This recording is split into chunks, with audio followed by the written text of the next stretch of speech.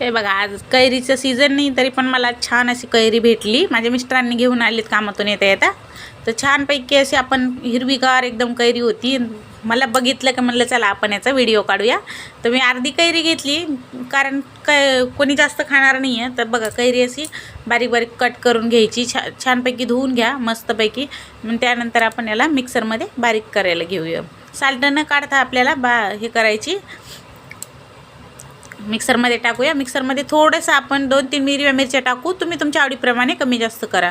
कोथिंबीर टाकायची आणि थोडंसं अर्धी वाटी एवढं आपल्याला घ्यायचं वलं नारळ मी ते पण पाठीमागचं साल्ट न काढता. आणि अर्धा चम्मच टाकली साखर टाकून बघा एक वेळा, खूप छान लागते. चवीप्रमाणे मीठ टाकायचं आहे आणि हाफ चम्मच जिरे. बघा, मिक्सरला छान अशी बारीक करून घ्यायची. त्यानंतर आपण याला फोडणी द्यायची. लसूण राई जिऱ्याची.